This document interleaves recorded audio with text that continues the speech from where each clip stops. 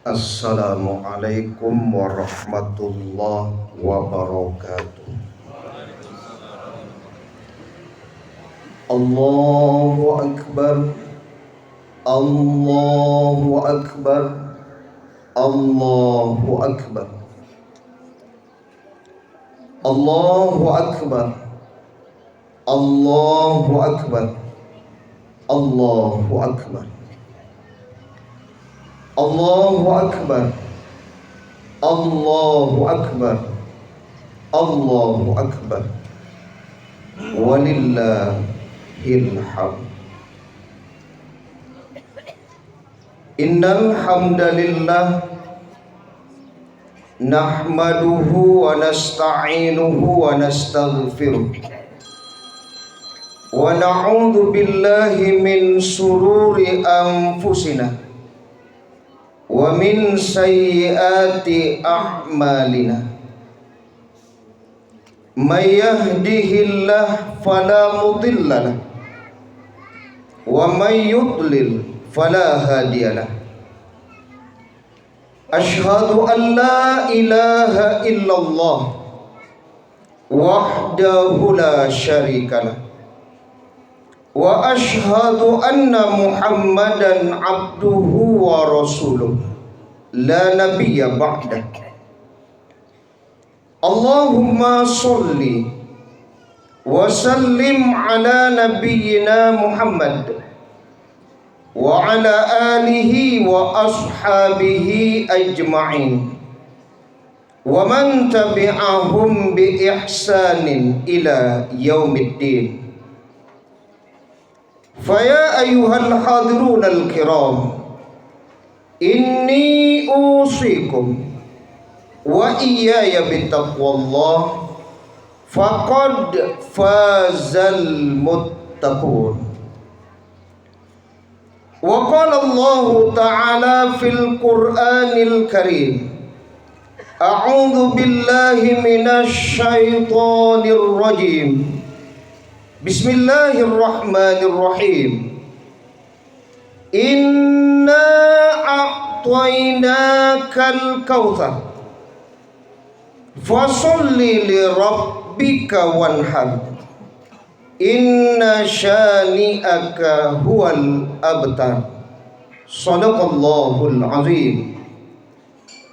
Sesungguhnya kami telah memberikan kepadamu Muhammad nikmat yang banyak, maka dirikanlah solat karena Tuhanmu dan berkurbanlah. Sesungguhnya orang yang membencimu, dia terputus dari rahmat Allah. Surat Al-Kautsar ayat 1 sampai 3. Allahu Akbar, Allahu Akbar, Allahu Akbar, walillahil hamd. Jamaah Idul Adha yang dirahmati Allah, gema takbir, tahmid dan tahlil semenjak tadi malam kita kumandangkan sebagai wujud rasa syukur kita kepada Allah Subhanahu wa ta'ala atas nikmat yang telah Allah berikan kepada kita, baik nikmat dalam bentuk materi ataupun non materi. Tidak ada satupun di antara kita yang mampu menghitung nikmat Allah tersebut. Wa in ta'uddu ni'matallah la tuhsuha. Dan jika engkau hitung nikmat Allah, maka tidak ada satupun yang mampu menghitungnya. Walau annama fil ardi min syajaratin aklam wal bahru yamudduhu min ba'dihi sab'atu abhur ma nafidat kalimatullah. Kalau seandainya pohon-pohon yang ada di bumi ini dijadikan penanya, dan lautan yang ada ditambah 7 laut lagi dijadikan tintanya, kemudian digunakan untuk menulis nikmat Allah, itu pun tidak akan cukup untuk menulis nikmat Allah. Fa bi ayyi ala'i rabbikuma tukadziban, maka nikmat Tuhanmu yang manakah yang kamu dustai? Kemudian salawat dan salam kepada Nabi kita Muhammad sallallahu alaihi wasallam, keluarga beliau, sahabat beliau, pengikut-pengikut beliau yang mengikuti beliau dengan ihsan sampai hari kemudian.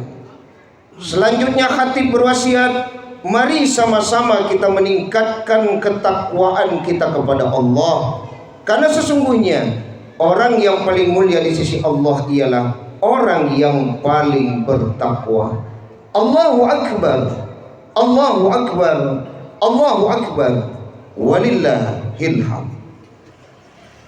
Jamaah Idul Adha yang dirahmati Allah, hari ini kita kembali diingatkan bagaimana Nabi Ibrahim alaihissalam memberikan pelajaran kepada kita tentang iman yang benar, tentang iman yang lurus, tentang cinta seorang hamba kepada Allah Subhanahu wa ta'ala. Di saat banyak manusia yang waktu itu menyembah patung dan berhala, Nabi Ibrahim alaihissalam mengatakan kepada para kaumnya yang menyembah patung dan berhala, lima ta'budu ma la yanfa'uka wa la yadurruka syai'an. Kenapa engkau menyembah sesuatu yang tidak bisa mendatangkan manfaat dan juga tidak bisa mendatangkan mudarat kepadamu sedikit pun? Nabi Ibrahim kemudian menghancurkan berhala-berhala yang disembah oleh kaumnya pada waktu itu, dan meninggalkan satu berhala yang besar. Ketika kaumnya bertanya, kemudian Nabi Ibrahim berkata, kenapa tidak dicari kepada patung dan berhala yang terbesar? Karena kapak berada di tangannya. Akhirnya Nabi Ibrahim menerima hukuman dari Raja Namrus, dibakar dalam api yang berkobar dan bernyala-nyala demi keimanan yang lurus, demi tauhid yang benar. Demikian juga ketika masa penantian yang panjang, kalau kita baca dalam riwayat dan dijelaskan oleh para ulama, sampai usia beliau 86 tahun, baru kemudian beliau mendapatkan apa yang beliau doakan, Rabbi habli minas solihin, ya Allah berikanlah aku hamba yang soleh. Maka Allah berikan kepada Nabi Ibrahim Ismail, yang berarti Isma mendengar, Il artinya adalah Tuhan, Ismail adalah Tuhan yang mendengar. Tapi di saat Ismail sudah berusia dewasa, menemani perjalanan safar Nabi Ibrahim, menemani Ibrahim dalam berusaha, falamma balagha ma'ahussa qala ya bunayya inni ara fil manam anni azbahuka fanzur madza tara. Nabi Ibrahim mendapatkan perintah untuk menyembelih putranya Ismail. Kemudian berkata kepada Nabi Ismail, wahai anakku, ayah mendapatkan perintah di dalam mimpi untuk menyembelihmu. Bagaimana pendapatmu? Nabi Ismail menjawab, ya abatif al-ma tu'mar satajiduni insyaallah minas sabirin. Wahai ayahku, lakukanlah, engkau akan dapati aku dalam keadaan bersabar. Ini menunjukkan ketaatan yang benar, tauhid yang benar, akidah yang lurus. Demikian juga ketika Nabi Ibrahim diperintahkan untuk meninggalkan Siti Hajar dan Ismail di sebuah lembah yang tandus, tidak ada airnya. Kemudian Siti Hajar berkata, kenapa kau meninggalkan kami di tempat ini? Apakah Allah yang memerintahkan? Nabi Ibrahim menjawab, iya, ini adalah perintah Allah. Ujian yang berat, meninggalkan istri dan anak di tempat yang tandus dan tidak ada air. Allahu Akbar, Allahu Akbar, Allahu Akbar, walillahil hamd.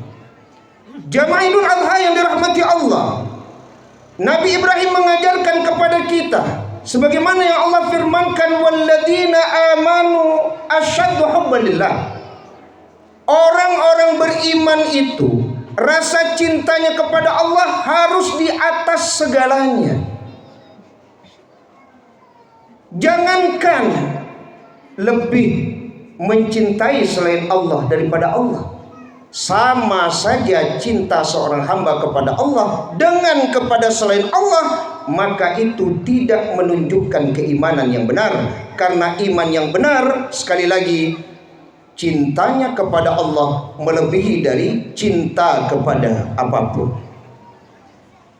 Dan sebagaimana yang disampaikan oleh para ulama, sudah merupakan ketentuan dari Allah Subhanahu wa taala bahwa setiap ujian pasti Allah mempersiapkan balasan-balasan kebaikan bagi orang yang mampu menghadapi ujian itu dengan baik dan tetap taat kepada Allah Subhanahu wa taala.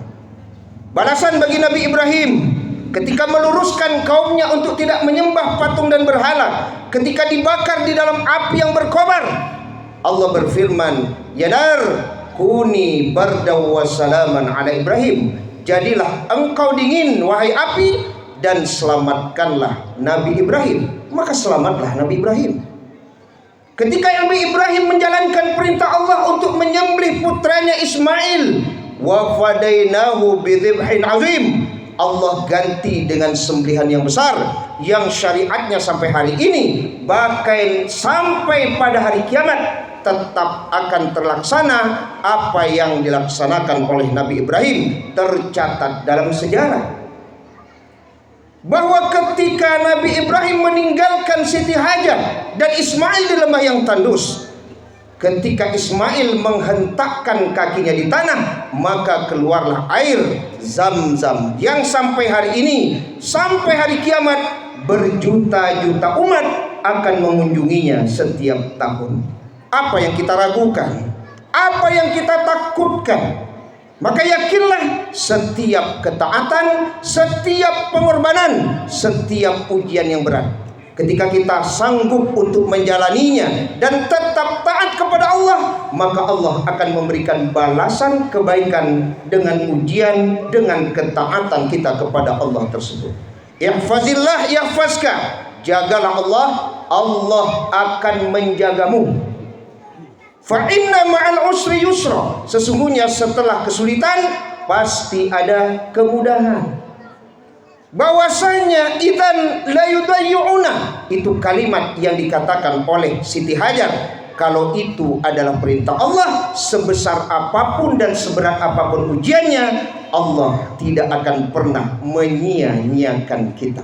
Inilah akidah yang lurus, inilah keimanan yang benar, dan inilah cinta yang benar, di mana Allah kita cintai melebihi dari apapun. Allahu Akbar, Allahu Akbar, Allahu Akbar, walillahil hamd. Jamaah Idul Adha yang dirahmati oleh Allah Subhanahu wa taala, pada hari penyembelihan tanggal 10, 11, 12 dan 13 Zulhijjah, ma'amila ibnu Adam amalan ahabbu ilallah yauman nahr min hiraqati dam. Tidak ada amal yang dilakukan anak Adam pada hari penyembelihan yang lebih dicintai oleh Allah kecuali mengalirkan darah kurban. Walaupun dinilai kurban seandainya dikumpulkan terjumlah 32 triliun, kalaupun kemudian ada keinginan untuk membagi kurban dalam bentuk uang, kemudian dibagi-bagi kepada orang miskin, boleh jadi orang miskin beranggapan bahwa uang yang dibagi lebih bermanfaat daripada hewan kurban. Karena angka 32 triliun kalau dibagi-bagi jumlahnya cukup banyak. Tapi kalau berdasarkan hadis Nabi yang kita baca di awal, seberapapun jumlah uang yang boleh jadi lebih bermanfaat bagi banyak orang, tapi pada hari penyembelihan tidak ada amalan yang lebih dicintai Allah kecuali mengalirkan darah kurban. Karena itu adalah wujud dari rasa syukur kita kepada Allah. Inna a'tainakal kausar. Sesungguhnya kami telah memberikan kepadamu Muhammad nikmat yang banyak. Fasholli li rabbika wanhar, maka dirikanlah salat karena Tuhanmu dan berkurbanlah. Maka bagi orang yang memiliki kemampuan ketika dia tidak berkurban, menurut ulama menunjukkan cintanya kepada Allah itu rendah. Sebagaimana yang disampaikan oleh Buya Hamka, kalau ingin melihat cinta Allah itu bisa dilihat dalam kesehariannya. Kalau azan berkumandang, dia tahu bahwa itu adalah panggilan Allah, kemudian dia menuju masjid untuk sholat berjamaah, maka menunjukkan iman dan cintanya kepada Allah itu benar. Begitu juga kalau berbicara tentang kurban, ketika dia adalah orang yang mampu, kemudian diperintahkan Allah untuk berkurban, maka wujud cintanya kepada Allah, dia ikut berkurban. Kalau seandainya dia memiliki kemampuan tapi tidak berkurban, apakah tidak malu tetap hadir di lapangan ini untuk sholat id berjamaah? Apa tidak malu? Kopiah dipakai, sarung digunakan, lalu bergabung sholat idul adha. Padahal Nabi mengatakan, man kana lahu sa'ah wa lam yudhi fala yaqrabanna musallana. Barang siapa yang Allah beri kelapangan dalam hidupnya tapi tidak berkurban, kenapa kok ikut sholat idul adha bersama kami? Maka jemaah idul adha yang dirahmati Allah subhanahu wa ta'ala, Allahu akbar, Allahu akbar, Allahu akbar, walillahil hamd. Semoga ibadah kurban yang kita lakukan hari ini sebagai salah satu bukti bahwa cinta kita kepada Allah valid. Bagi yang belum mampu untuk berkurban, semoga Allah memberikan kemudahan kita di tahun yang akan datang untuk juga ikut berkurban.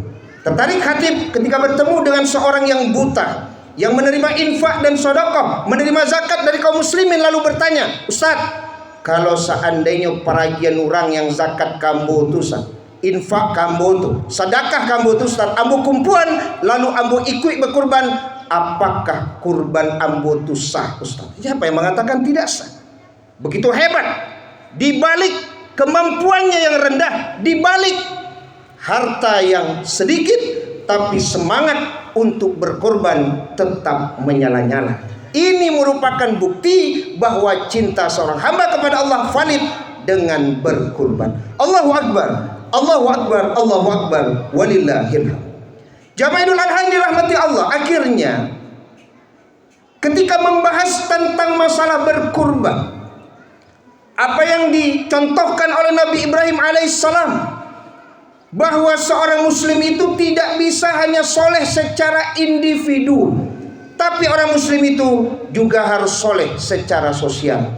Bagaimana keimanan seorang mukmin itu akan sempurna ketika dia tidur dalam keadaan perut kenyang, tapi saudaranya tidur dalam keadaan perut lapar? Berarti berkurban merupakan kesolehan sosial dalam menyempurnakan keimanan kita. Nabi Musa ketika bertanya kepada Allah, ya Rabb, apakah amal yang paling kau cintai itu adalah solatku? Allah menjawab, tidak. Solat itu adalah untukmu. Dengan solat engkau tercegah dari perbuatan keji dan mungkar. Apakah ibadah yang paling kau cintai itu adalah puasaku? Tidak. Puasa itu untukmu. Dengan berpuasa maka engkau akan menjadi tenang. Apakah zikir-zikirku? Tidak. Zikir itu adalah untukmu. Berarti apa amalan yang paling utama itu ya Rabb? Amalan yang utama itu adalah ketika engkau hadir kepada saudaramu yang dalam keadaan kesusahan, lalu engkau bersedekah. Boleh jadi pengertian bersedekah termasuk memberi makan, maka aku berada di sisinya. Kemudian Nabi juga bersabda, wa li'amshi ma'a akhi fi hajatin ahabu ilayya min an a'taqifa fi hadzal masjidal Madinah syahron. Bahwasanya aku berjalan bersama saudaraku dalam rangka memenuhi kebutuhannya, termasuk dalam hal ini adalah memberi makan, lebih aku cintai daripada beriktikaf di masjidku ini 1 bulan lamanya. Allahu akbar, Allahu akbar, Allahu akbar, walillahil hamd. Semoga dengan ibadah kurban sekali lagi kita tidak saja soleh secara pribadi, tapi juga kita soleh secara sosial, sehingga kita tidak disebut pendusta agama. Karena pendusta agama itu bukannya orang tidak sholat. Pendusta agama itu orangnya sholat. Pendusta agama itu bukan orang yang tidak puasa. Pendusta agama itu orangnya berpuasa. Pendusta agama itu bukan orang yang tidak haji. Pendusta agama itu orang yang haji, tapi di balik sholat, puasa, dan hajinya tidak memiliki kepedulian kepada sesama, tidak mau memberi makan orang miskin, dan sering menghardik anak yatim. Semoga khutbah Idul Adha kita pagi hari ini memberikan pelajaran kepada kita makna yang sebenarnya dari cinta dan taat kepada Allah, dan bagaimana kemudian kita tidak soleh hanya secara individu, tapi juga soleh secara sosial. Mari kita berdoa, semoga Allah mengijabah doa kita. Allahumma ighfir lil muslimina wal muslimat wal mu'minina wal mu'minat al-ahya'i minhum wal amwat innaka sami'un qaribun mujibud da'wat ya qadiyal hajat. Rabbana zalamna anfusana wa illam taghfir lana wa tarhamna lanakunanna minal khasirin. Allahumma arinal haqqa haqqan warzuqna ittiba'ah wa arinal batila batila warzuqna ijtinabah. Rabbana atina fid dunya hasanah wa fil akhirati hasanah wa qina adzabannar. Walhamdulillahi rabbil alamin.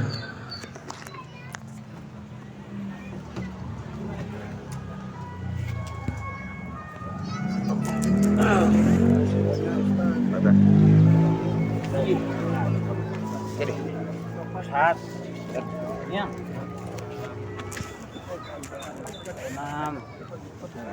6 10.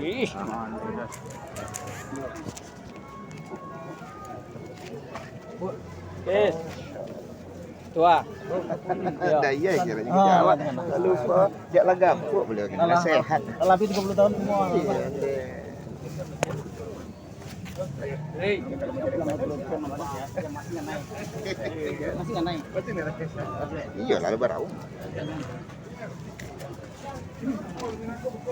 Lu tuh gua. Siap. Siap kan. Lapo kan. Belum muat kamu ya. Salah. Haji. Pasti. Ya jadi. Lain masih jualan apa jual? Lain nak.